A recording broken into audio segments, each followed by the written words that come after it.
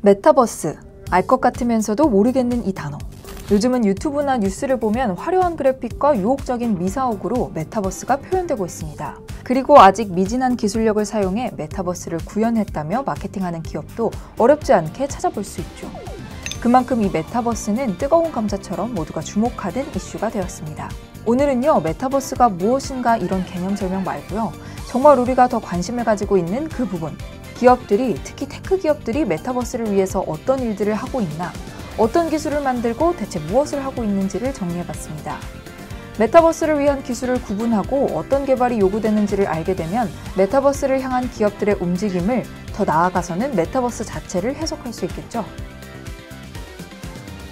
메타버스 싸이월드나 메이플스토리 같은 거 아니야? 이런 이야기가 오고 갈 때 이미 세계적인 컨설팅 회사인 맥킨지는 메타버스를 구성하고 있는 기술을 4개의 카테고리와 그 안에 10개의 레이어로 구분했습니다.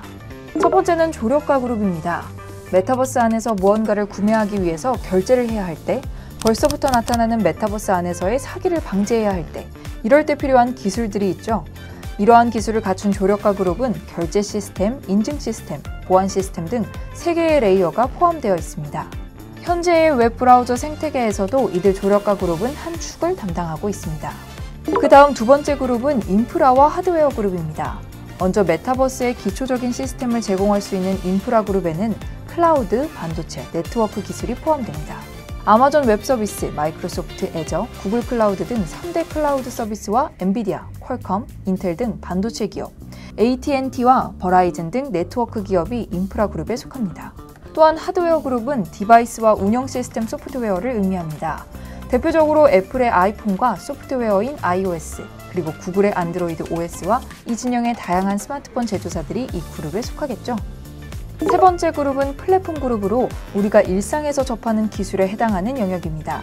플랫폼 그룹은 소비자와 생산이라는 두 레이어로 나뉘는데요. 소비 레이어에는 콘텐츠의 배포를 담당하는 브라우저와 검색 엔진, 앱스토어 등이 포함됩니다. 생산 레이어에는 3D 콘텐츠를 만드는 디자인 툴과 게임 엔진, 인공지능 서비스 등이 포함됩니다. 유니티나 에픽게임즈의 언리얼 엔진 등이 바로 이 생산 레이어에 해당합니다. 마지막으로 콘텐츠 및 경험 그룹입니다. 이 카테고리는 콘텐츠, 애플리케이션, 가상세계 등 3개의 레이어로 구성되어 있습니다. 하위 카테고리인 플랫폼 그룹 위에서 제공되는 모든 서비스가 여기에 해당한다고 볼 수 있죠. 예를 들면 넷플릭스라는 플랫폼 위에서 제공되는 프렌즈와 같은 콘텐츠가 이 카테고리에 포함됩니다. 이 메타버스의 기술 세계에 대한 큰 그림이 그려지시나요? 가장 필수적인 기술 기반 위에 인프라와 하드웨어가 구축이 됩니다. 그 위에 메타버스를 위한 플랫폼이 형성이 되고 마침내 애플리케이션들과 콘텐츠들이 대거 출현하면서 메타버스라는 거대한 하나의 새로운 영역이 단단해지게 될 것입니다. 그리고 이 과정에서 우리가 지켜봐야 할 핵심은 기술의 진보입니다.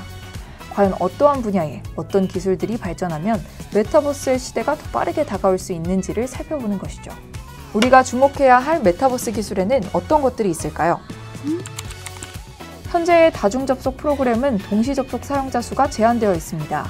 예를 들어 MMORPG 게임에 접속할 때 똑같은 맵에 똑같은 장소에 있더라도 서버가 다르면 만날 수가 없죠.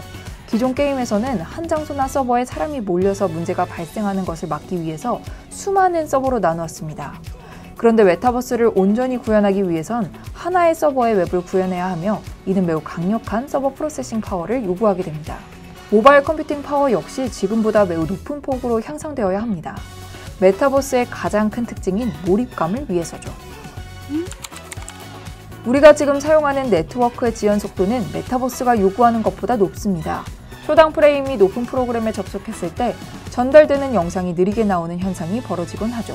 또 낮은 주파수 범위의 대역폭을 사용할 때 벌어지는 버퍼링 현상 때문에 콘텐츠를 사용할 때 오래 기다려야 한다는 단점도 있죠. 5G 기술이 고도화되어 지연과 대역폭 문제가 해결되어야 합니다. 현재 우리가 쓰는 기기는 모니터와 같은 플랫스크린 형태를 띠고 있습니다. 맥킨지는 이 기기에 AR과 VR 기능이 필수적으로 탑재될 것으로 보고 있습니다. 이 글로벌 컨설팅 펌은 AR과 VR, 그리고 둘이 합쳐진 XR 기능이 대중화되기까지 약 5년의 시간이 걸릴 것으로 보고 있습니다.